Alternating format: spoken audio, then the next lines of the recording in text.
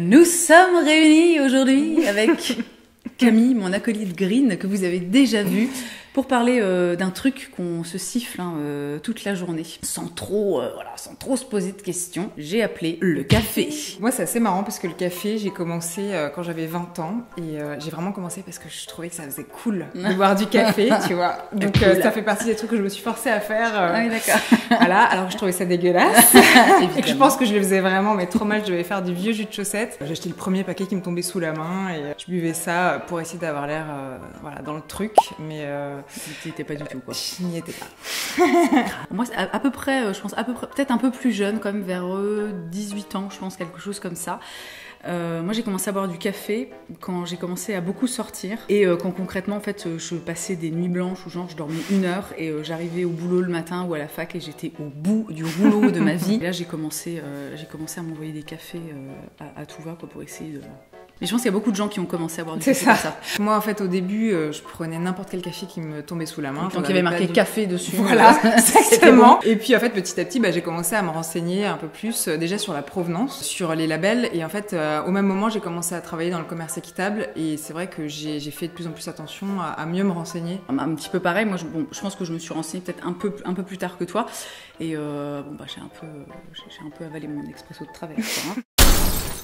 En fait, il faut savoir que 80% du café est produit dans des petites exploitations familiales et la transformation et la vente, elles sont faites ensuite par des torréfacteurs et des négociants. Et la plupart du temps, c'est fait en fait hors de ces pays. Donc ça veut dire qu'en fait toute la valeur ajoutée et puis la majeure partie des bénéfices, elle est complètement accaparée par les torréfacteurs et par les négociants. Un petit chiffre, Fred, entre 1994 et 2017, les torréfacteurs et les négociants ont généré plus d'1 milliard d'euros de chiffre d'affaires. Et sur ces 1 milliard de tunas, en fait, les pays producteurs, ils ont capté que 4%.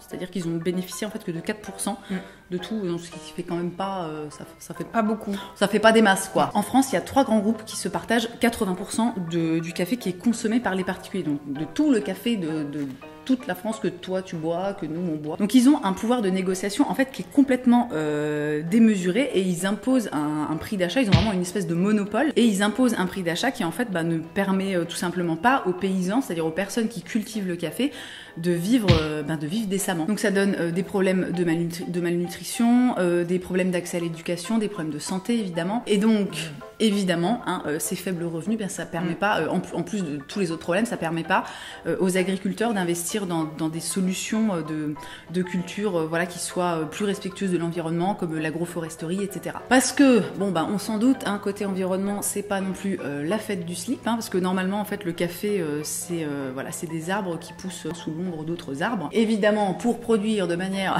intensive, plus intensive, il y a des immenses zones qui sont, vous vous en doutez, déforestées. Et bien entendu, il y a arrosage, allègrement arrosé de pesticides, etc. Et je pense qu'on n'a plus besoin d'expliquer maintenant que c'est pas génial pour la planète, ni pour la santé, ni pour la biodiversité, ni pour les sols, ni pour rien en fait, pour personne. C'est bien, c'est nul, quoi. Donc c'est clair qu'en entendant tout ça, on se prend comme une petite fessée virtuelle de Nicolas Hulot à chaque gorgée de café. On a envie de dire fin du bal, terminé. En fait, on arrête carrément et on va se mettre à la chicorée, au pain sec tous les matins. Voilà, la miricorée. Et on prend notre café. Voilà, chill. À la bonne tienne, Et l'année dernière, vous en avez déjà entendu parler sur ma chaîne, on a découvert avec Camille, moi j'ai découvert d'ailleurs grâce à Camille, un nouveau monde merveilleux. C'est un monde où les producteurs travaillent dans des conditions décentes pour un salaire juste, sans se prendre des mandales dans la gueule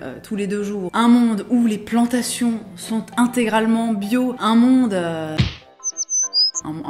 que, comme le monde, il devrait être normalement, que si on vivait pas dans un monde de tarés. En fait, on a découvert Araku, qui est la plus grande marque de café en circuit court, biodynamie et commerce équitable.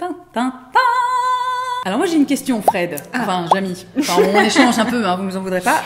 Circuit court, est-ce que ça veut dire que genre ces produits là, genre tout près de chez nous, au bout de la rue, et que le producteur il nous ramène son café comme ça dans un petit panier qui pose devant chez nous ou quoi? Eh ben c'est bien que vous posiez la question, puisque en fait circuit court, ça veut dire que c'est la vente directe entre les fermiers en Inde et les équipes de vente en France. Ça veut dire simplement qu'il n'y a pas d'intermédiaire qui se sucre au passage. Blague. Et en fait, donc Araku, c'est l'un des seuls cafés en circuit direct au monde. Donc finalement, ce que ça veut dire, c'est que ça permet une traçabilité totale sur le café. Donc il n'y a pas d'entourloupe, pas de mélange improbable entre des différentes sortes de plusieurs cafés qui Exactement. vont pousser à plein d'endroits différents, qui vont sont pousser à 10 000 bornes les uns ouais. des autres. Les mecs ont plus voyagé que ta grand-mère dans toute sa vie. Et en fait, bah, à la fin du... At the end of the day, comme diraient nos amis anglais, on sait ce qu'on se glisse dans le gosier. Un truc un peu ASMR comme ça, ASMR du bad. Et ce qui est intéressant aussi, c'est qu'on est vraiment dans un vrai respect en fait des producteurs et de leur tradition. En fait, la marque, elle est née dans le sud de l'Inde et initialement, c'est une région qui a été énormément en fait déboisée par des entreprises qui en gros coupaient les arbres pour faire des meubles. Voilà, c'était des bois un petit peu exotiques, donc ils faisaient des meubles, des trucs, je sais pas quoi, des guitares, je ne sais quoi. Donc évidemment. Mon cher Fred, hein, qui dit plus de forêt, dit bah plus trop de vie, un sol qui est appauvri, c'est le bad, c'est la catastrophe. Les tribus, bah forcément, elles vivaient dans des conditions qui étaient assez déplorables. Et Araku, en fait, ça a été créé pour pouvoir relancer une économie qui soit saine et qui soit pérenne, pour relancer en fait cette région qui était un peu au fond du gouffre, quoi. Pour une vallée, c'est con. Donc les paysans sont indépendants, ils sont propriétaires de leurs parcelles et ils sont regroupés dans une coopérative bio et équitable. Le café est acheté par Araku, donc quand même 2,5 fois le prix par rapport au prix du café, le cours mondial du prix du café, voilà. Ils cultivent le café à la mano, hein, donc sans produits chimiques, sans machines. Et ça, ils ont réussi à le faire sur quand même une vallée qui fait 350 km², qui est maintenant, depuis 95, qui est classée comme réserve naturelle. Donc c'est un site maintenant qui est protégé. Et mousse sur le cappuccino, mon cher Fred, au niveau des les revenus et les bénéfices, en fait, servent aussi à accompagner l'éducation des petites filles et l'accompagnement des jeunes femmes vers la vie active. Donc concrètement, ça veut dire que depuis 2005, 17 écoles ont déjà été créées et plus de 300 000 petites filles en fait ont pu bénéficier du programme, ce qui est quand même vachement bien parce que nous on aime bien les petites filles, on aime bien... Non mais c'est pour dire que c'est bien. Ça nous tient à cœur. Voilà, ça nous tient à cœur. C'est ça qu'est-ce que je voulais dire. Et aujourd'hui, ce qui est super cool, c'est qu'en fait, de plus en plus de jeunes, plutôt que de partir pour la ville, chercher du travail et potentiellement quand même avoir pas mal de chances de finir par vivre dans un bidonville, etc. Et restent dans la vallée d'Araku pour cultiver du café et en fait, construisent leur vie dans la vallée. Et donc la question que tout le monde se pose, est-ce que biodynamie c'est comme bio? Alors en fait, en bio, on ne va rien mettre qui va faire que la terre souffrira de la culture de la plante. Donc c'est, on peut dire, une coexistence pacifique. En biodynamie, la terre et la plante vivent ensemble et chacune sort plus forte. La biodynamie prend en fait l'intégralité de l'environnement en compte pour avoir un système qui respecte à la fois les végétales, les animaux, les insectes, voilà, tout ce qui vit en fait, et y compris les humains qui vivent et qui cultivent la terre autour. Ensuite, ce qui est cool, c'est qu'ils cultivent aussi, ça c'est un truc que j'en avais jamais entendu parler,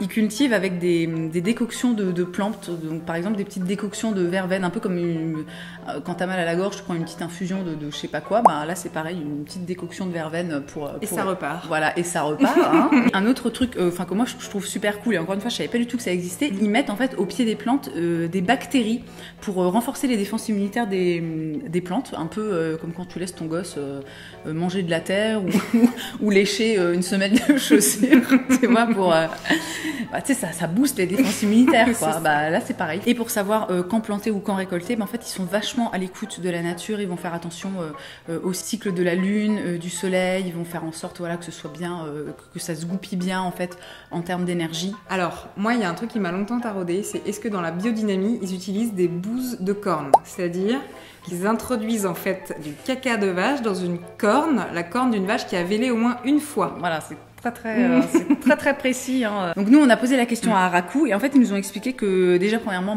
en Inde, voilà, les vaches, elles sont sacrées, donc ils utilisent uniquement leur bouse diluée, hein, voilà, un petit peu comme du jus de compost, quoi. Donc voilà cette espèce un petit peu de jus de compost comme ça, de bouse diluée. Et puis encore une fois, voilà ce dont on parlait avant, les petites infusions pour les plantes, les petites décoctions, les trucs comme ça. Conclusion, eh bien j'ai envie de dire bonne nouvelle puisque le café green, oui, ça existe. Certes, c'est pas voilà du café qui est produit genre juste à côté de chez toi que tu peux aller chercher avec ta petite bicyclette, tout ça. Mais quitte à acheter du café et si vous êtes comme nous, c'est quand même très difficile de se passer le café, hein, surtout quand, voilà, des enfants, des trucs comme ça.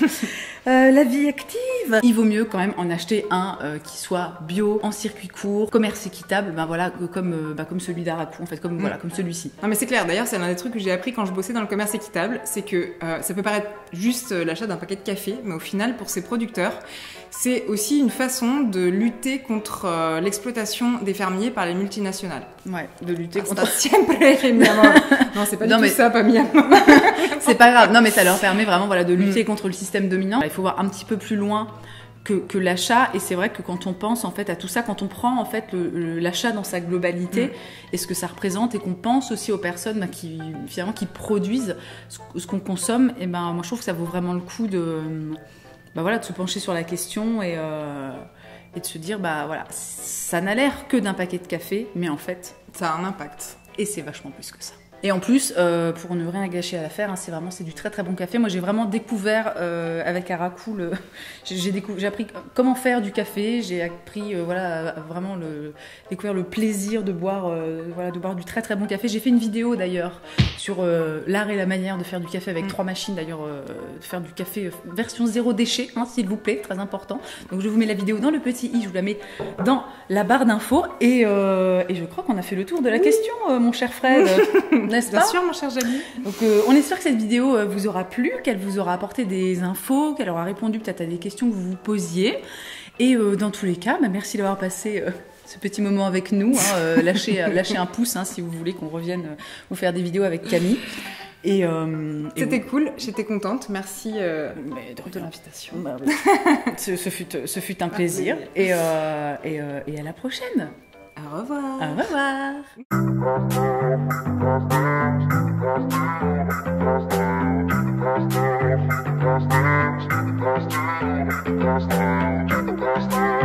Gosh,